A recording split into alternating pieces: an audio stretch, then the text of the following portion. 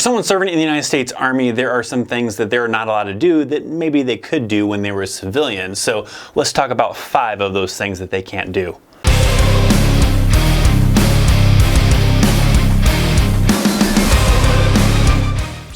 What's up, my friends? Welcome to an all new video. In this one, we're talking about 5 things that if you are in the United States Army, you're not allowed to do. Some of these things may be surprising to you, especially for individuals that have never been in the military, never been in the Army. But for those of you that maybe are currently in the Army, maybe you're veterans, you may know about some of these things. Also be aware that maybe if you're an old school veteran, don't get all butthurt if these are items that didn't exist back in your day, but they exist nowadays. Now, this video was inspired by last year I did a video on 5 things that you're not allowed to do in an Army uniform. Those are specifically things that while you're in uniform, you're not allowed to do. And that video did pretty well. I'll even link it down in the description down below if you have not seen that one. But these ones are specifically things that if you're just simply in the Army, doesn't matter if you're in uniform, off duty, in civilian clothes, you're not allowed to do. Before we dive into this list, if you're not subscribed to this channel, make sure you go ahead and hit that subscribe button. Also think about enabling that bell so you get notified as soon as new videos go live to become a part of the notification platoon and get alerts when new videos go live, including the live streams. Let's talk about the 5 things that you can't do if you're serving in the United States Army, starting off with number 1. Now, this is in no particular order, it's just some random order from what I kind of created, but the first one that I've got on this list is that if, let's say, you wanted to go on a random road trip, you were inspired, let's say, for example, you're living in Colorado, maybe you're stationed at Fort Carson, and all of a sudden you and your buddies, we got a 4-day weekend coming up, so we're just gonna take off, get on one of those Frontier cheap flights and take off to Las Vegas and go have a fun weekend in Las Vegas. Well, you can't do that. Now, technically you can, but there's a certain way you have to do that. You can't do it as a random kind of experience. Like you're all of a sudden it's the weekend and you're like, hey guys, let's head on down to the airport and go grab a plane ticket, or hey, let's jump in the car and let's take off down to Vegas or whatever. Because what you're gonna have to do is you have to put in for a mileage pass if you're gonna go outside of a 250-mile radius. So you're free to do whatever you want within a 250-mile radius of where you're stationed at. But if you want to go on a road trip to somewhere that is outside of 250-mile radius of that duty station, you need to put in for a mileage pass. That means no random spontaneous road trips. Now, of course, for those of you that are currently in the Army or maybe some veterans, I know a lot of people still go on these random road trips and do this stuff without putting in for passes. I'm just saying you're not allowed to do that. You're supposed to go through the proper channels of doing this, but I've known plenty of people that have gone and taken off, you know, it was a 40 weekend, so they were like, hey, I'm gonna go drive home and it's outside of that 250-mile radius, and they did so and then made it back just fine. It's only when people kind of got in trouble while they were out there, or maybe they had, for whatever reason, an alert or something went on to where people had to have a formation over the weekend, then they found out that someone was outside of that mileage pass radius and then they got in trouble. But if none of that kind of stuff went down, then sure, you could possibly get away with it. Next up is number 2 on my list of 5 things you can't do if you're in the United States Army, and it may seem like common sense and you may think that of course, you know, you can't do that, but you'd be surprised how many questions I get from individuals asking, if I live in a state or I'm stationed in a state that marijuana is legal, can I smoke weed? And the answer is no, even though, let's say, for example, Colorado. So you're stationed at Fort Carson, even though in Colorado it is legal to buy recreational marijuana and smoke weed and all that stuff. If you are a United States Army soldier, or even the military for that matter, you are not allowed to consume marijuana or smoke weed. That is because it is not a federal law. Federal law still, it is illegal, so you have to abide by federal laws. That also includes me. Like, I have a security clearance, work for the Army as a contractor. Because I hold a government security clearance, I can't even smoke marijuana if I really wanted to. So be aware if you go to California, Colorado, I think Nevada now, and several other states now that are starting to legalize marijuana, just because you are stationed and living in that state where it is legal, doesn't mean that you are allowed to consume marijuana. Next up, I have number 3, and that is you're restricted from going to certain locations, and these locations are sometimes on like a blacklist, and sometimes it's even countries that are on this blacklist. So for whatever reason, maybe an establishment has made it onto this blacklist. Maybe it's a bar because they've been known for, you know, violence or drug activity, or maybe it's a massage parlor because they've been known to give out a little bit of extra massages or something like that, and they've made it onto this blacklist that the installation in that area has, you know, put out, and you are not allowed to go to that installation.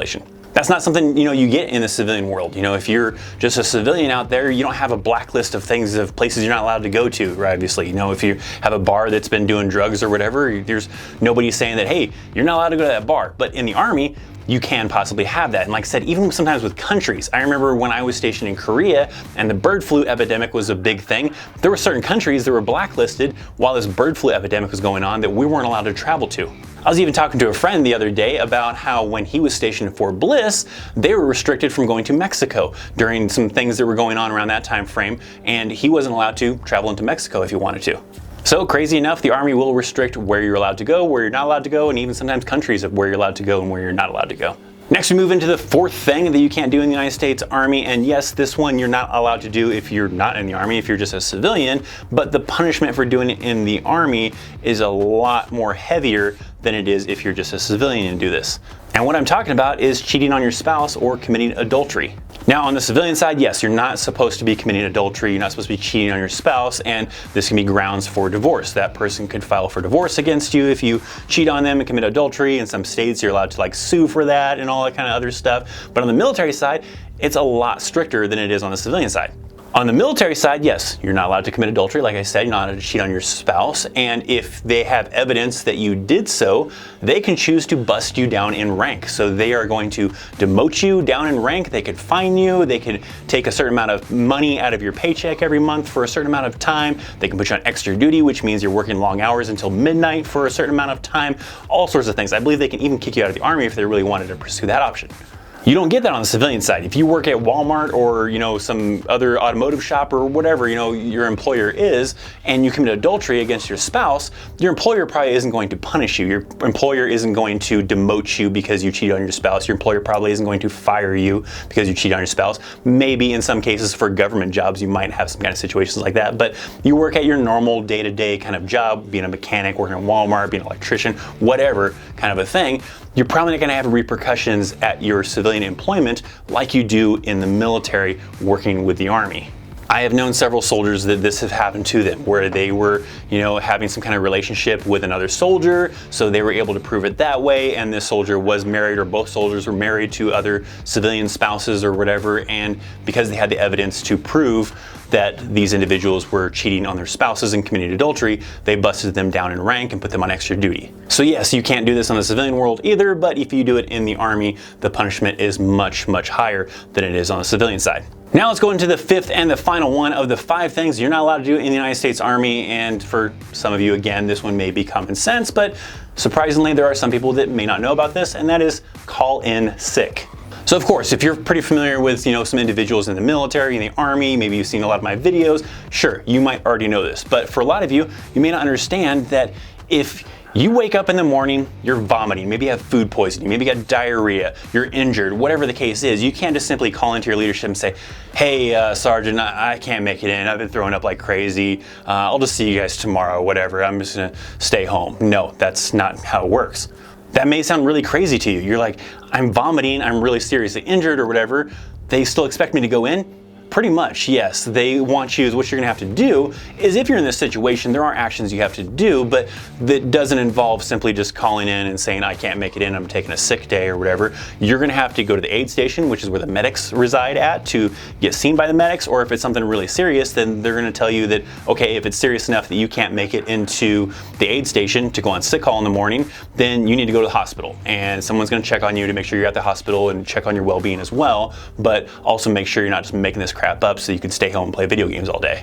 Now from there, if the doctors, the medics or whatever deem that yes, you're really ill and it is not a good idea for you to be at work, then you receive something called quarters, where you're gonna be on quarters for however many times or how many days that they have determined based on your illness or injury or whatever the case is, that you need to stay home, stay away from everybody, stay off your feet, whatever, and then you'll be on quarters for that amount of time. But even to get there, it doesn't mean you just get to call in sick. You have to go see a doctor, you have to go see someone to get evaluated and then make the determination of if you get to stay home or not.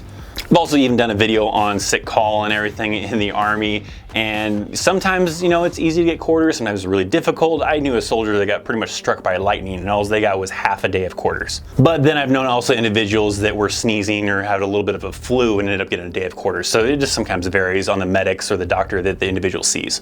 So just be aware. Can't call in sick if you're in the United States Army.